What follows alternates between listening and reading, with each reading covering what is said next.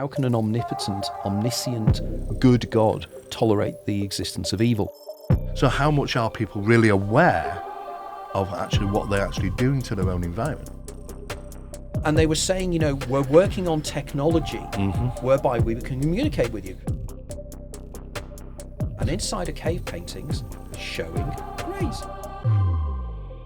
Welcome to another episode of The Big Picture, Peake Experience, with myself, Robbie Graham, Steve Mera, and our special guest, Anthony Peake. This series is exploring the work of Anthony Peake, and this episode is going to be a good one. This is dealing with Anthony's book, The Hidden Universe, in which we look at the ontological status of entities, non-human entities in their various forms, from gods, angels, demons, fairies, aliens, etc. And Anthony has a model to account for some of these beings, or indeed all of these beings. Now, Anthony, you talk about the term Egregorials, and we'll be getting into that a little bit. First of all, give us your definition of that. Okay, the word egregorial comes from egregoros, which is Greek for watcher. And I came across this in my research into biblical history, and particularly some of the Old Testament descriptions of entities. And I concluded this was such a perfect descriptor of the entity phenomenon. And indeed, what I found particularly interesting was that one of my associates is a guy from Ethiopia, and he was telling me about the Book of Enoch and the way in which the Book of Enoch is part of the Gospels of the Eritrean church and the Ethiopian churches, whereas they are not within the Christian and the Jewish tradition. And this is because the Book of Enoch is so bizarre. It is incredible. It's full of entities, and apparently these group of entities came down in Mount Hermon in northern Israel, or northern Palestine, so I suppose southern Lebanon, and they became procreating with women, and they brought agriculture and everything else. And of course then there's the parallels between those and the Anunnaki in ancient Sumer. And it just resonated with me, and I thought, well, what exactly are these beings? Are these the Nephilim? Are we referring to, or that's something different? I'm not too sure. I suppose I just adapted the term because I thought because I'm fascinated by Greek history and Greek culture. Well, I think your term connects a lot. Is looking at a wider scope, isn't it? It is. All these and the term lends itself then beautifully to saying egregores are mind-created creatures that seem to have a symbiotic relationship with us. Yeah. Although they may be created by the mind, they have independence of us in some way. And also the term egregorial, which is the environment that they exist within. And what is that? The egregorial, again, one of the most influential writers on this is a guy I know called Mark Stavish, who wrote this wonderful book called Egregores a few years ago. And he describes egregores as being any collective emanation of human behaviour. So, for instance, Coca-Cola, Nazism, socialism, these are all egregores.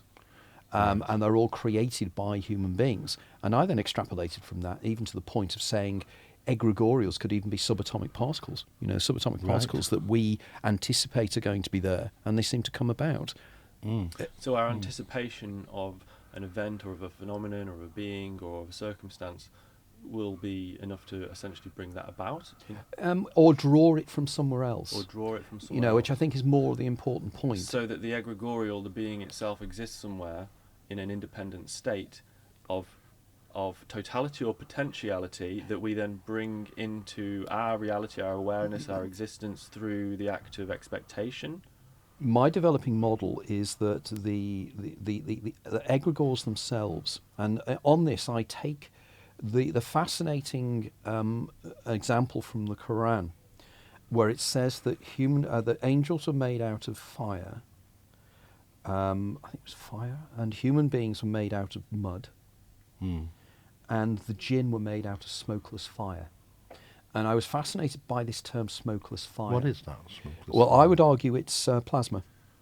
Of course, yeah. And that these entities are some form of plasma. Now, there is some fascinating work being done on the nature of plasma and the way in which plasma can, under certain circumstances, create what we would generally call hallucinations.